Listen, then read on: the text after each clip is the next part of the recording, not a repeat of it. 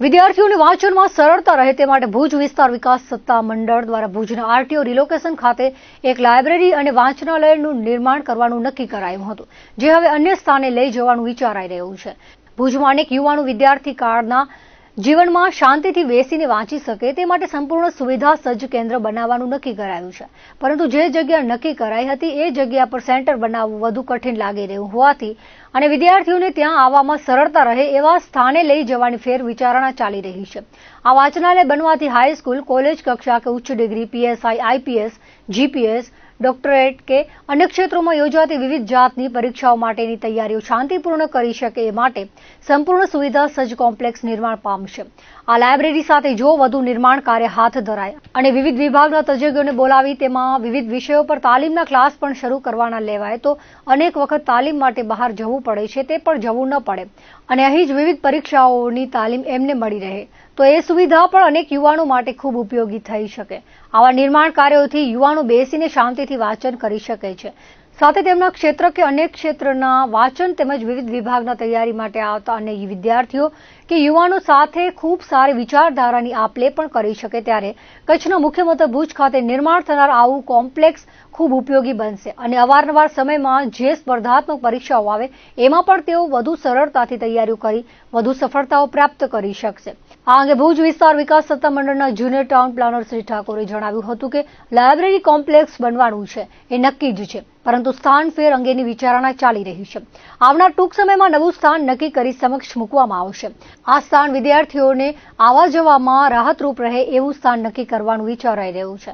વિદ્યાર્થીઓ અને એક પ્રિન્ટર્સ માટે રીડિંગ સેન્ટર, પીપા પ્રકારના સેન્ટરની સુવિધાઓ સમાવી લેવાની શક્યતાઓ પણ ચકાસી લેવાઈ છે અને તમામ સુવિધાઓ સાથે સારી ભેટ મળે એવા મારા સત પ્રયત્નો ચાલી રહ્યા છે. ટૂંક સમયમાં કચ્છ સાથે ભુજ અને આસપાસના વિસ્તારને ઉપયોગી થાય એવી આ ભેટ મળશે. વિસ્તાર વિકાસ સત્તા મંડળમાં રિલોકેશન સાઇટ પર આવેલ ખુલ્લી જગ્યામાં રીડિંગ સેન્ટર તરીકે એક પ્રોજેક્ટ વિકસાવવા માટે નક્કી કરવામાં આવેલ હતું, પરંતુ ત્યાંની ભૌગોલિક પરિસ્થિતિઓને ધ્યાને રાખતા હાલ એ પ્રોજેક્ટ શક્ય ન બનતા તે કોઈક બીજી જગ્યાએ સંભાવનાઓ ચકાસીને ત્યાં વિદ્યાર્થીઓ અને જે ઉમેદવારો છે એમના માટે રીડિંગ સેન્ટરનો ભાગ લઈ શકે તેના માટે પીપા પ્રકારના સેન્ટર તૈયાર કરવા માટે શક્યતાઓ ચકાસવામાં આવી રહી છે અને આ પ્રોજેક્ટ પુનઃ અમલમાં મૂકવા માટે વિચારણા કરવામાં આવી રહી છે. કચ્છનું રણ પોતાની સફેદ ચમક, જીવંત સંસ્કૃતિ અને મનમોહક સૂર્યાસ્ત માટે સુપ્રસિદ્ધ છે. વર્ષ 2005થી શરૂ થયેલા આ રણોત્સવ કઈ રીતે આજીવિકાને પ્રોત્સાહન આપે છે અને પ્રદેશના સમૃદ્ધ વારસાને સાચવે છે, રણને કલા, સંગીત અને પર્યટનના સમૃદ્ધ હબમાં ફેરવે છે, તે જાણવા આવો જોઈએ રણોત્સવની મુલાકાતે, જ્યાં પ્રવાસન, કલા, સંસ્કૃતિ અને કુદરતી સૌંદર્યનો અદભુત સમન્વય થઈ રહ્યો છે. કચ્છનું રણ તેના ચમકતા સફેદ મીઠાના રણ સાથે જીવંત સંસ્કૃતિ અને આકર્ષક સૂર્યાસ્તથી ઝગમગી ઉઠે છે. રણોત્સવની શરૂઆત 2005માં ગુજરાતના તત્કાલીન મુખ્યમંત્રી નરેન્દ્ર મોદીએ કરાવી હતી. ત્યારથી અત્યાર સુધી વાર્ષિક રણોત્સવે આ પ્રદેશમાં નવા પ્રાણ ફૂંક્યા છે અને તેની સુવાસ વૈશ્વિક સાંસ્કૃતિક ફલક પર ફેલાઈ છે. રણોત્સવ થકી કલા, પરંપરા અને પ્રકૃતિની ઉજવણી થકી અર્થતંત્રને બળ તો મળે જ છે, સાથે સાથે વિશ્વભરના પ્રવાસીઓને આકર્ષે પણ છે. રણોત્સવમાં કેન્દ્ર સ્થાને આવેલા ટેન્ટ સિટીએ ગયા વર્ષે 7,42,000 પ્રવાસીઓને આકર્ષ્યા હતા, જેમાં ક્રાફ્ટ સ્ટોલ થકી 6 કરોડ અને ખાણીપીણીના સ્ટોલ થકી 1,36,00,000ની કમાણી કરી હતી. આ વર્ષે 3 સ્ટાર સુવિધાઓ સાથેના 400 ટેન્ટ ઉભા કરવામાં આવ્યા છે, જે આગામી 28 ફેબ્રુઆરી સુધી પ્રવાસીઓની આગતા સ્વાગતા કરવા માટે તૈયાર છે. રણોત્સવમાં પ્રવાસીઓના ધસારાને કારણે સ્થાનિક સમુદાય, ખાસ કરીને કારીગરોને ફાયદો થયો છે. કચ્છના કારીગરોને તેમની કળા અને કૌશલ્યને વેચવા માટે રણોત્સવ વૈશ્વિક પ્લેટફોર્મ પ્રદાન કરે છે. ટેન્ટ સિટીમાં હેન્ડલૂમ અને હેન્ડીક્રાફ્ટના સ્ટોલ રાખવામાં આવ્યા છે, જેના થકી પણ અનેક રોજગારીની તકો ઊભી થઈ છે. સાંસ્કૃતિક કાર્યક્રમોમાં આવનાર સ્થાનિક કલાકારોને તેમની પ્રતિભા દર્શાવવા માટે એક મંચ પણ પૂરો પાડ્યો છે. કચ્છના સફેદ રણમાં દર વર્ષે યોજાતો રણોત્સવ એક મુખ્ય પ્રવાસી આકર્ષણ અને સ્થાનિક સમુદાય માટે આવકનો મહત્વપૂર્ણ સ્ત્રોત બન્યો છે. રણોત્સવ થકી અસંખ્ય રોજગારીની તકો ઊભી થઈ છે. સાથે સાથે ઊંટ અને ઘોડાના માલિકો પ્રવાસીઓને રણ અને દૂરના વિસ્તારોમાં લઈ જતા હોવાથી તેમની આજીવિકા અને આર્થિક સ્થિતિમાં સુધારો થયો છે. पूरे रण उत्सव में हर एक एरिया में आप जाओगे तो आपको कच्छ की एक छाप दिखेगी, कच्छ का कल्चर दिखेगा, कच्छ की आर्ट दिखेगी. कहीं से भी गेस्ट आए, साउथ इंडिया से आए, नॉर्थ से आए, वेस्ट से आए, बट उसको इस जगह में आके जरूर लगेगा कि हम कच्छ में आए हैं.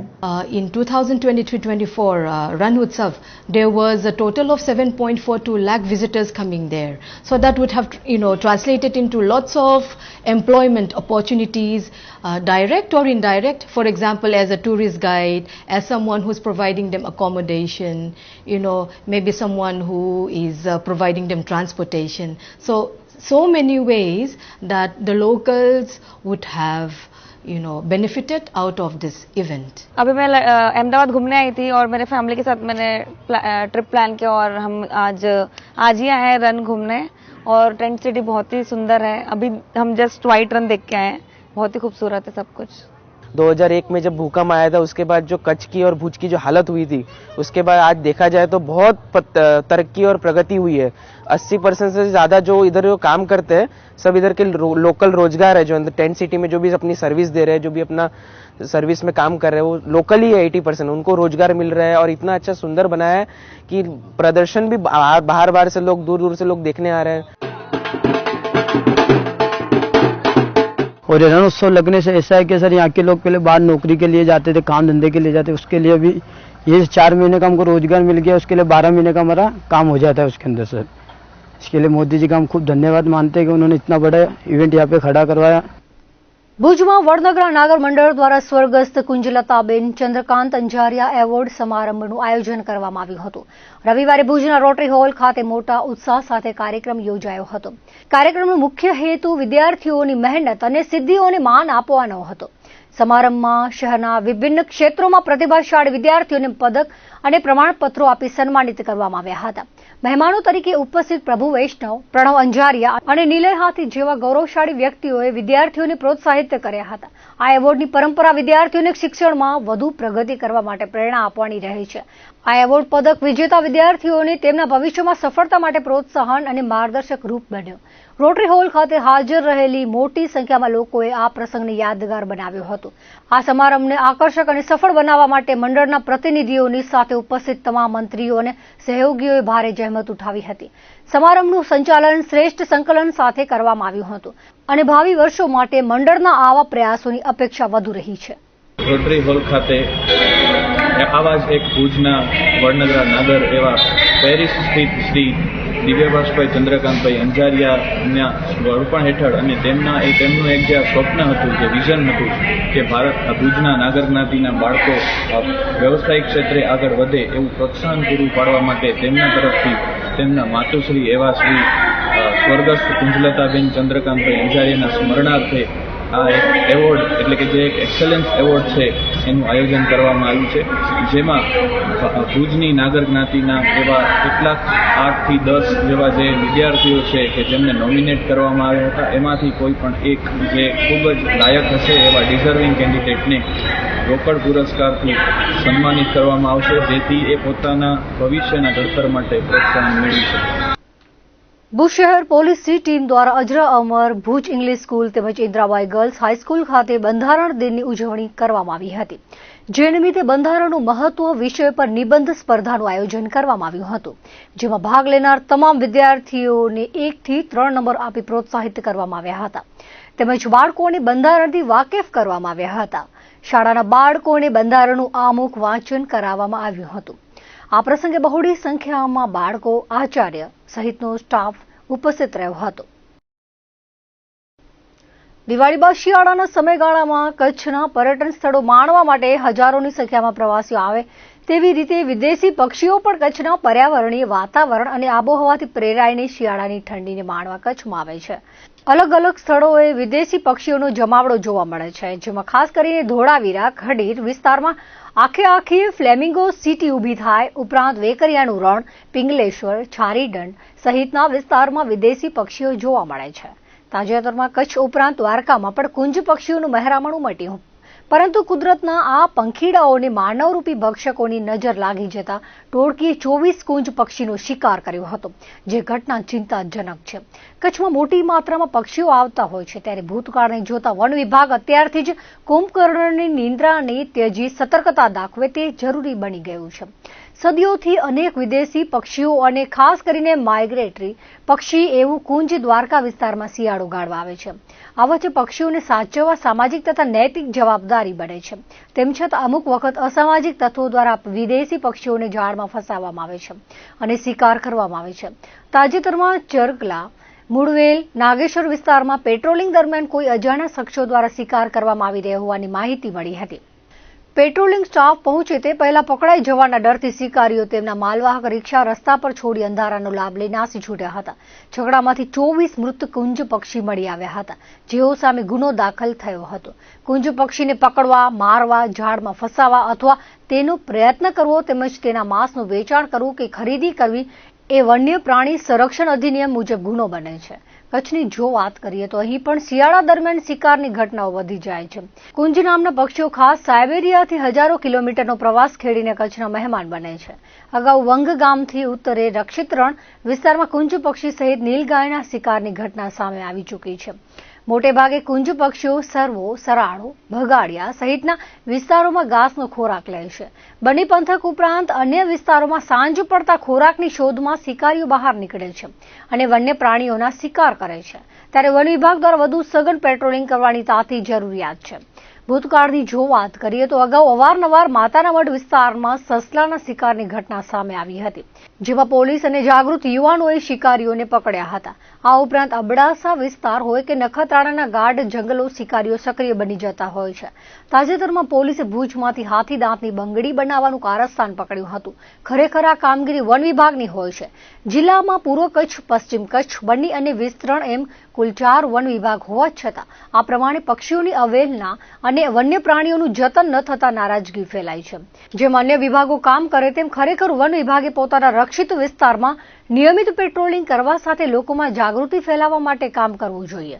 પરંતુ મોટાભાગના આરએફઓ વડા મથકમાં બેસી આરામ ફરમાવતા હોય, ફિલ્ડમાં રહેતા વનપાલ કે વનરક્ષક ખૂણો પકડીને બેસી જાય છે અથવા તો સેટિંગ કરી લેતા હોવાની પણ ચર્ચા છે.